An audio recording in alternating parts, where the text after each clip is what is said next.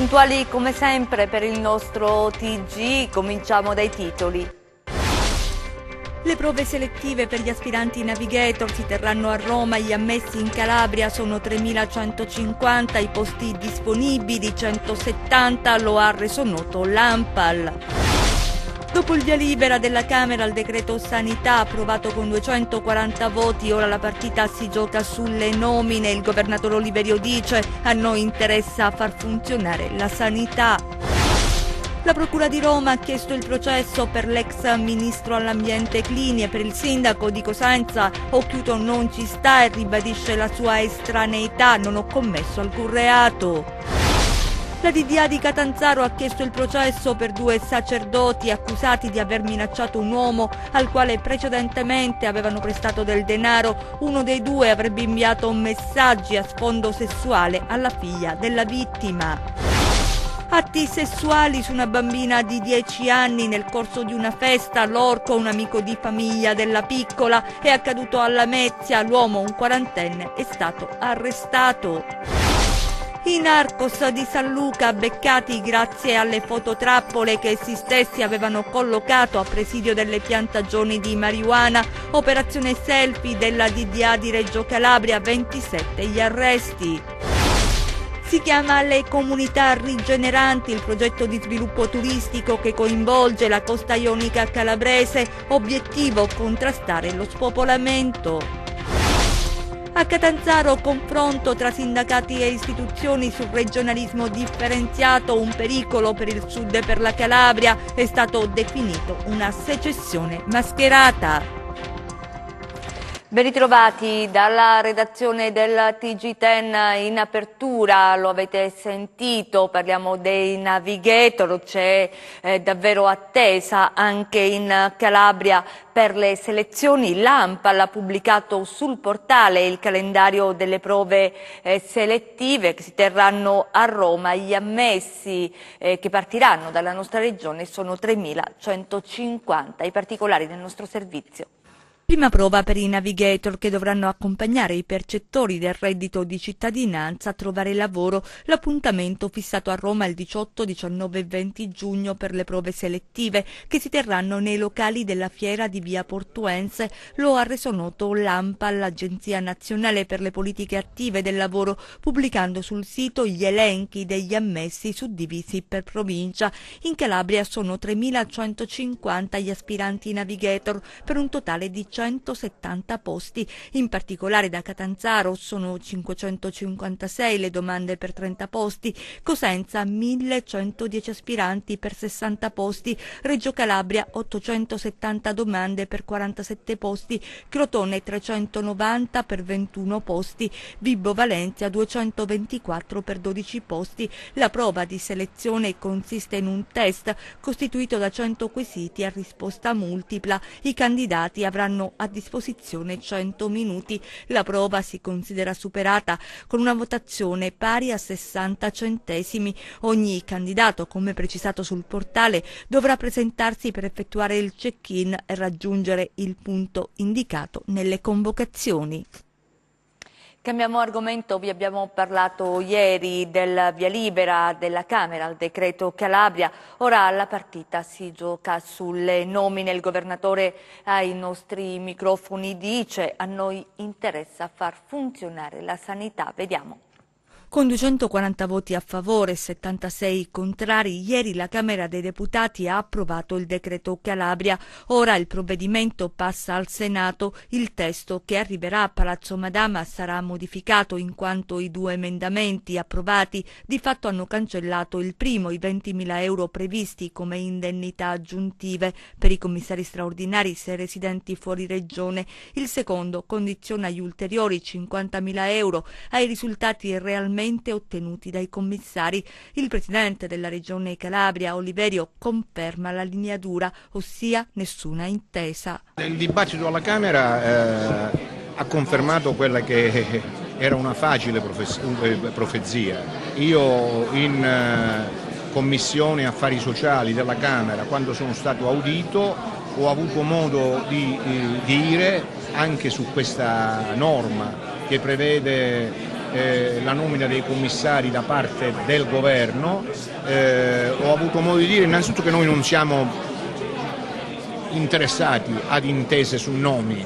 Il governo ha messo una norma in questo decreto che appunto è di totale assunzione anche di questo scampolo di funzioni che prima erano in capo alla Regione, lo faccia il governo. In merito ai nomi dei commissari di ASP e aziende ospedaliere protocollati in Regione, il governatore precisa che l'interesse non è sui nomi ma su una sanità che dia risposte ai cittadini. Noi siamo interessati alle problematiche dei servizi sanitari, non ai nomi.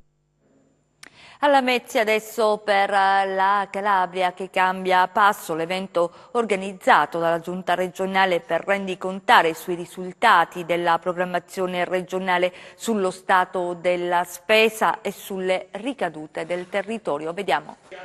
Investimenti, sviluppo e occupazione sono le parole d'ordine di una Calabria che cambia passo. L'occasione è l'evento organizzato dalla Giunta regionale a Lamezia per rendicontare sui risultati della programmazione regionale, sullo stato della spesa e sulle ricadute nel territorio in funzione dello sviluppo e dell'occupazione. Già a gennaio 2019 siamo al praticamente 45% del 2019, che significa che la Calabria sarà certamente tra le regioni che prenderanno la premialità per la spesa certificata, che diciamo, è un onore per quanto ci riguarda, ma testimonia l'impegno non solo della regione ma di tutti i cittadini, le imprese, i comuni che si stanno impegnando a fondo nel risultato, quindi è un risultato assolutamente da condividere tra tutti i cittadini della Calabria.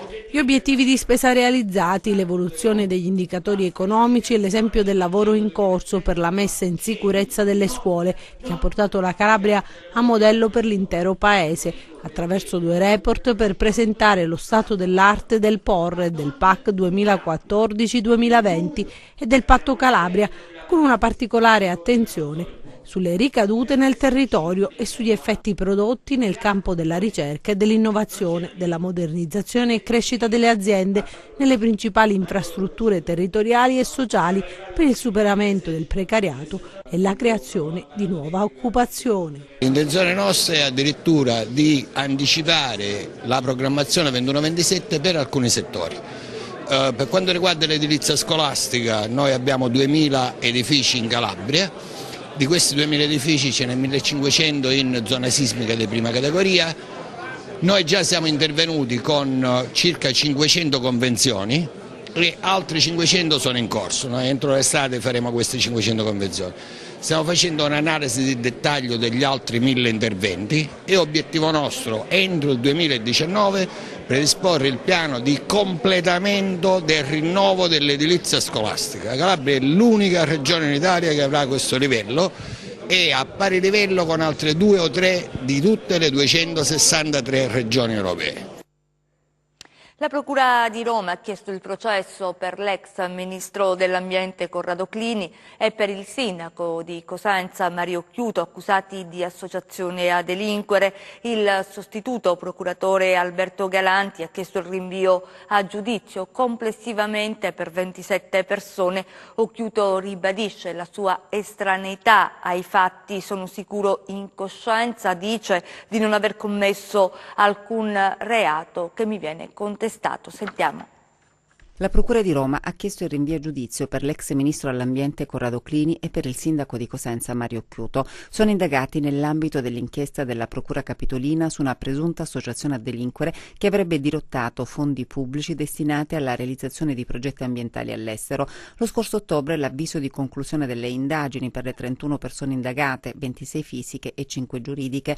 Adesso il sostituto procuratore Alberto Galanti ha chiesto il processo complessivamente per 27 persone. Secondo i magistrati, Clini sarebbe stato il promotore e organizzatore dell'associazione e gli altri indagati dei compartecipi. Quanto al sindaco di Cosenza, la tesi degli inquirenti è che grazie a società a lui riconducibili avrebbe sviluppato numerosi progetti nella Repubblica Popolare Cinese finanziati o cofinanziati con fondi del Ministero dell'Ambiente italiano e nello specifico dalla Direzione Generale già retta da Corrado Clini. Un rapporto, quello tra Occhiuto e Clini, che, sempre secondo gli inquirenti, si sarebbe rafforzato cominciato con la nomina della compagna del ministro Martina Hauser ad assessore all'ambiente dell'ente Bruzio. Clini avrebbe fatto affidare a società riconducibili a presunti membri del sodalizio delle somme di denaro per progetti di efficientamento energetico in Cina, senza una procedura ad evidenza pubblica e senza alcun obbligo di rendiconto. In cambio avrebbe ottenuto denaro per sé e somme e incarichi per l'Hauser. Le indagini su quello che è stato definito come il sistema Clini avrebbero condotto gli inquirenti a dei conti bancari cifrati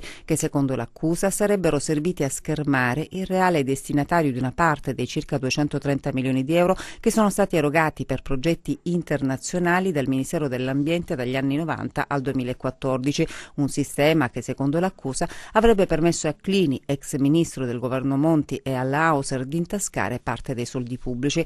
Il sindaco di Cosenza, Mario Chiuto, ha sempre negato ogni coinvolgimento e oggi, dopo la richiesta di rinvio a giudizio da parte della Procura di Roma, ribadisce la sua estraneità ai fatti. Sono sicura in coscienza, dice, di non aver commesso alcun reato che mi viene contestato. Siamo ancora in una fase procedimentale, precisò Chiuto, ma sono convinto che nelle successive fasi processuali sarà riconosciuta la mia estraneità ad ogni ipotesi accusatoria. La direzione distrettuale antimafia di Catanzaro ha chiesto il processo per 2 sacerdoti accusati di aver minacciato un uomo al quale precedentemente avevano prestato del denaro. Uno dei 2 avrebbe inviato messaggi a sfondo sessuale alla figlia della vittima. Vediamo. Un terremoto giudiziario sta sconquassando la diocesi di Mineto Nicotera e Tropea. La direzione distrettuale antimafia di Catanzaro ha chiesto il rinvio a giudizio con l'accusa di tentata estorsione aggravata dalle modalità mafiose nei confronti di 2 sacerdoti, il segretario particolare del vescovo ed il parroco della chiesa della Madonna del Rosario di Tropea. Secondo l'accusa, i 2 avrebbero minacciato un conoscente per vedersi restituire dei soldi che gli avevano prestato ed uno di loro avrebbe, nel corso della vicenda, vantato amicizie con la cosca Mancuso di Limbadi. I fatti risalgono al 2012, quando i 2 sacerdoti avrebbero prestato quasi 9.000 euro ad un uomo di Tropea per estinguere un prestito. Secondo l'accusa, i 2 preti sarebbero dapprima andati incontro alle esigenze dell'uomo tese ad evitare il pignoramento dei propri beni, ma successivamente avrebbero cambiato radicalmente atteggiamento perché, non ottenendo la restituzione dei soldi, i 2 sacerdoti avrebbero messo in campo delle vere e proprie esplicite minacce con riferimenti a possibili pestaggi. In base alle denunce ricevute dalla squadra mobile di Vibo Valentia che ha condotto le indagini, la vicenda ha poi assunto risvolti scabrosi perché nel frattempo sarebbero iniziati scambi di messaggi a sfondo sessuale tra una delle figlie del debitore ed uno dei sacerdoti. La procura ne avrebbe contati 3.000 tra sms, contatti di messaggeria e telefonate, durante i quali sarebbe stata fatta richiesta di foto compromettenti ed altro ancora. Una ricostruzione che il vescovo smentisce. Contattato telefonicamente, infatti, Monsignor Luigi Renzo ribadisce fiducia nei 2 sacerdoti con i quali ha delineato la vicenda, per cui il prelato si dice in grado di giudicare non esatte le ricostruzioni al momento rese pubbliche. Attende comunque di acquisire con precisione tutti i dati relativi alla vicenda prima di rilasciare dichiarazioni ufficiali. E in serata c'è una nota, è arrivata nelle redazioni una nota della diocesi che parla di accuse false e inventate dal debitore nei confronti dei sacerdoti. Noi ci spostiamo a San Luca, dove i narcos, beccati grazie alle fototrappole che essi stessi avevano collocato a presidio delle piantagioni di marijuana. L'operazione Selfie della direzione distrettuale antimafia di Reggio Calabria ha eseguito poi, ha portato all'arresto di 27 persone. Vediamo. Ecco alcuni degli indagati intenti a curare le piantagioni di marijuana. La zona è quella spromontana. Questa mattina è scattato il blitz dei carabinieri che ha portato a 27 arresti, 13 in carcere e 14 domiciliari e alla notifica di un ordine di presentazione alla polizia giudiziaria. Le persone destinatarie del provvedimento sono state individuate grazie alle immagini delle fototrappole da loro stessi collocate a presidio delle piantagioni. Da qui il nome dato all'operazione Selfie. 8 le piantagioni individuate. Dopo il rinvenimento delle prime due nel 2016 a Casignana, i carabinieri della Compagnia di Bianco, con il supporto operativo dello squadrone eliportato cacciatori, hanno scoperto anche le fototrappole. Dalle analisi effettuate sulle immagini sono stati così individuati numerosi indagati impegnati nella cura delle piantagioni. Le successive indagini, poi coordinate dalla Didia Regina, hanno consentito di delineare i contorni dell'associazione, i capi e i gregari del sodalizio, il ruolo dei clan di San Luca e le piazze di spaccio. Il blitz per l'arresto delle persone coinvolte è scattato nelle province di Reggio Calabria, Roma, Latina e in Germania. L'organizzazione si occupava sia del reperimento dei terreni, della coltivazione e dell'essiccazione e quindi dello smercio dello stupefacente non solo in queste aree ma anche nel Lazio. Infatti c'è un'articolazione dell'organizzazione che si occupava proprio nel Lazio e a Roma e a Latina della distribuzione dello stupefacente prodotto ed essiccato qui in Calabria. Le altre notizie di cronaca nelle nostre brevi.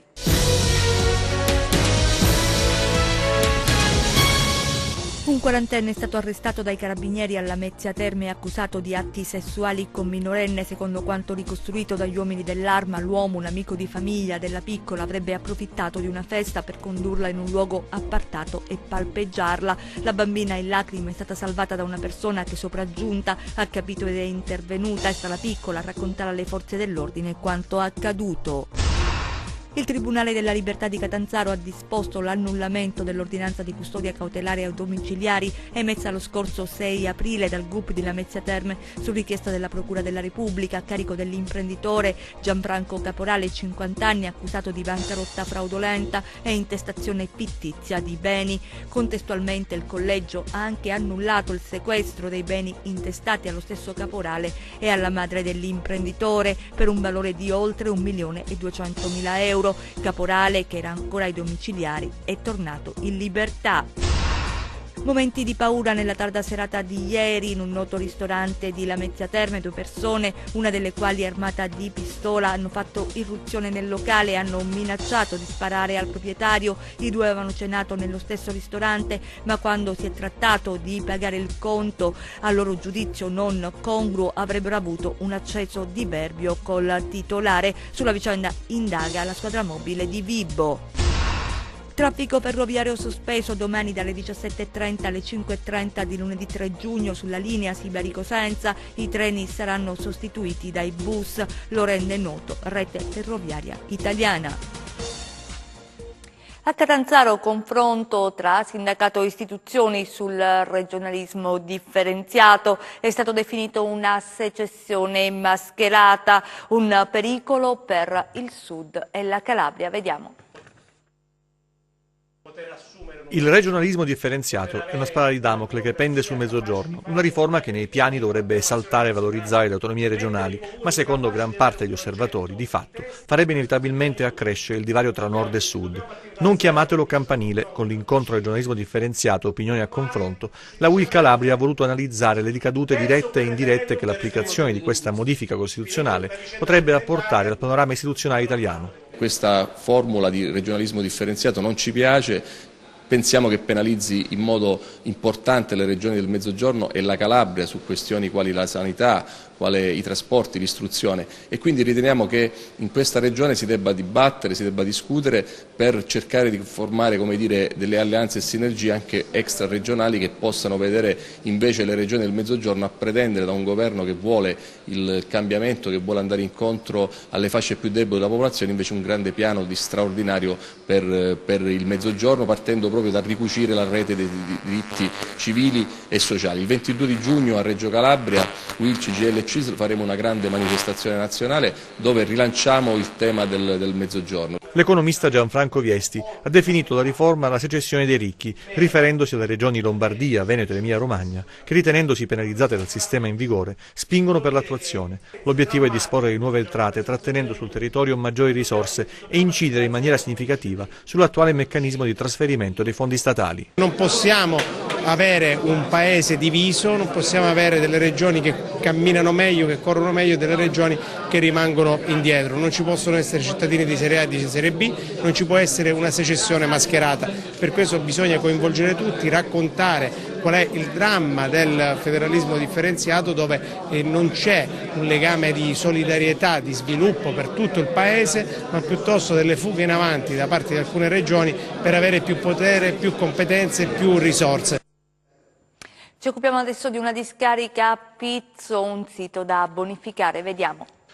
A Pizzo, in un'area altrimenti affascinante per bellezza e condizioni ambientali, per 40 anni e più sono stati sversati rifiuti indifferenziati in un'area di 130 metri di lunghezza e 55 di larghezza, al punto che i rifiuti interrati hanno raggiunto i 10 metri di altezza fino a quando non è stata dismessa, nel 1997. A questa si è aggiunta poi l'estensione abusiva scoperta e sequestrata il 30 marzo dello scorso anno dalla Guardia Costiera. Adesso, finalmente, sono destinati a scomparire attraverso un'opera di bonifica per i cui lavori però si dovrà attendere il giugno del prossimo anno. Lo ha stabilito il commissario straordinario per la bonifica delle discariche abusive sul territorio nazionale, il generale dei Carabinieri Giuseppe Vadalà, che, accompagnato dal sindaco Gianluca Callipo, ha effettuato un sopralluogo. Abbiamo fatto un sopralluogo sul sito di Pizzo, che è un sito importante, uno dei lavori fra gli 80 che sono stati dati al commissario, su cui stiamo lavorando per la chiusura del contenzioso con l'Unione Europea,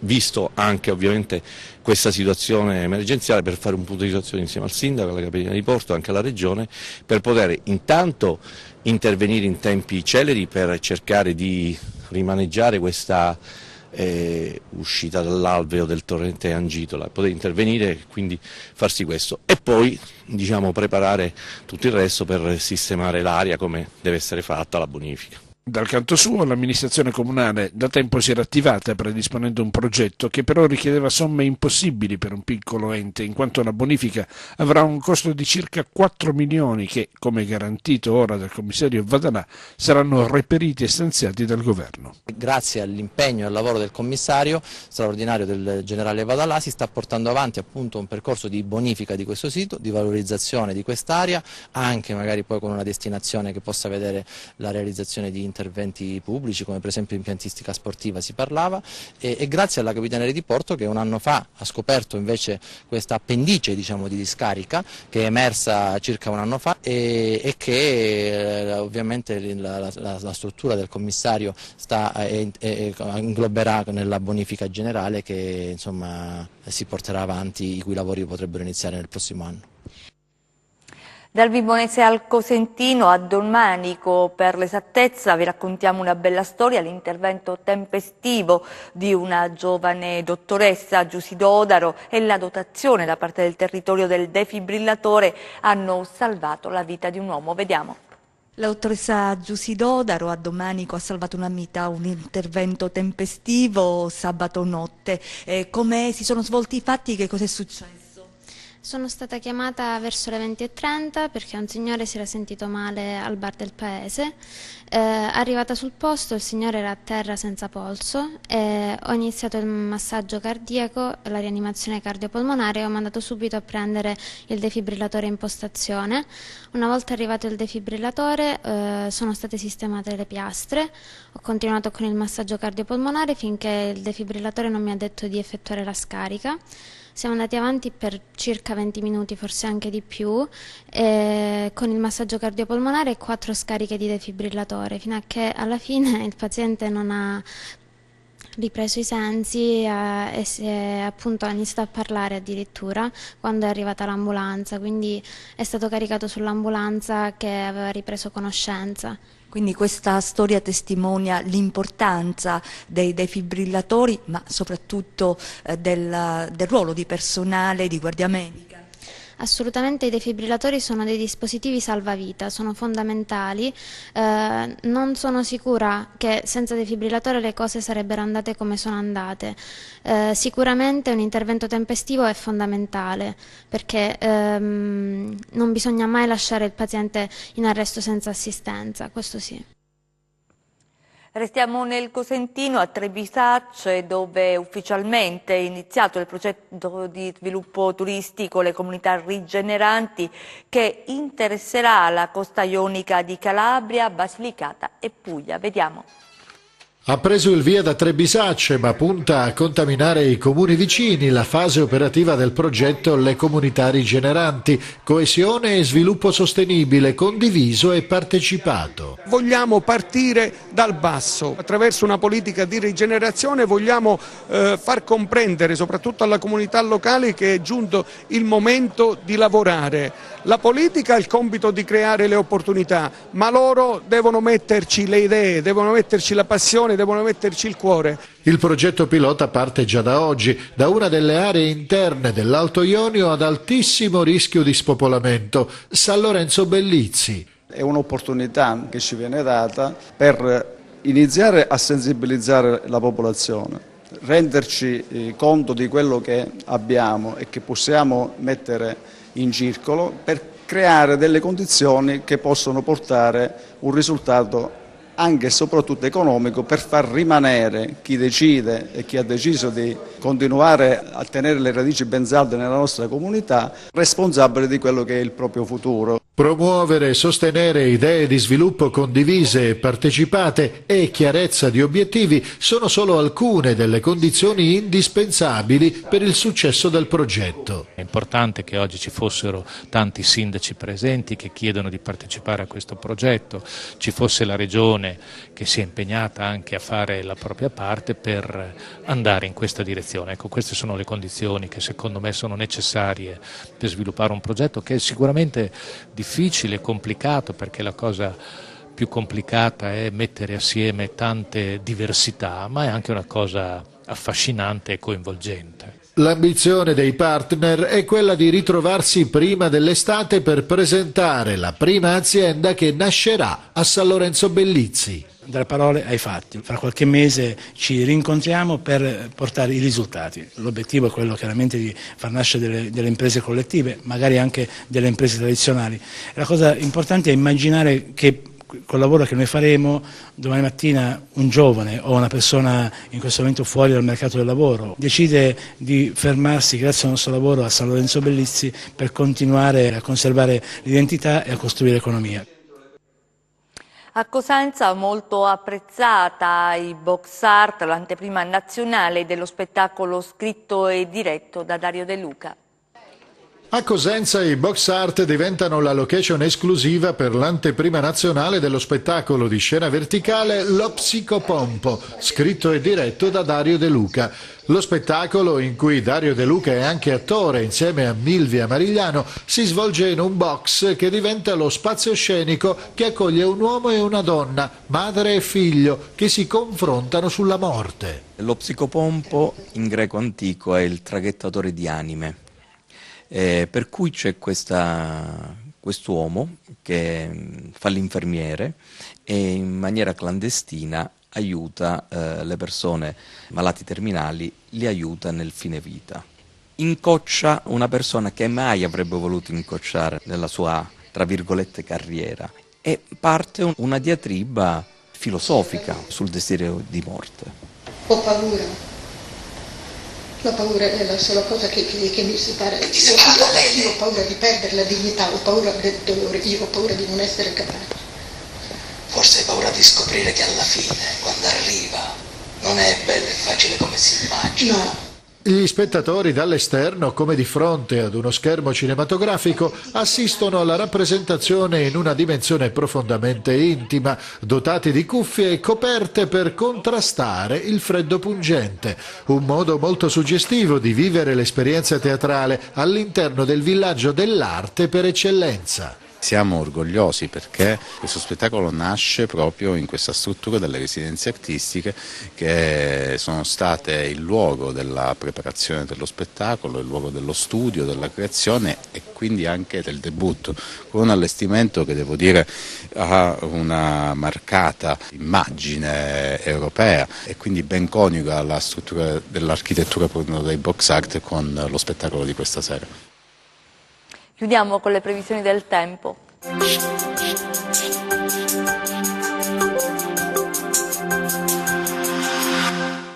Ben ritrovati da Meteo in Calabria. Una goccia fredda in quota tende ad insidiarsi sul Mediterraneo centrale, compromettendo con aumento dell'instabilità il prossimo fine settimana sulla Calabria. Soprattutto le aree più interne e montuose vedranno quindi fenomeni anche temporaleschi.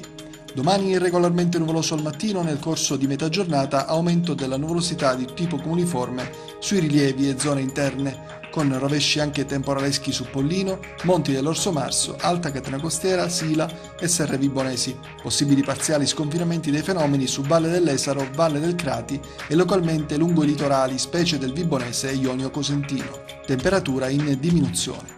Domani venti deboli o a regime di brezza, da maestrale sul Tirreno con mare poco mosso, deboli direzione variabile sullo Ionio con prevalenza orientale e mari poco mossi. Calmo o quasi calmo il Golfo di Corigliano. Prima di salutarci vi ricordo il nostro sito web www.meteoincalabria.it e la nostra pagina Facebook Meteo in Calabria. È tutto, grazie per essere stati con noi, grazie regia Michele Cava in messa in onda, Giuseppe Costanzo, noi vi auguriamo un buon proseguimento.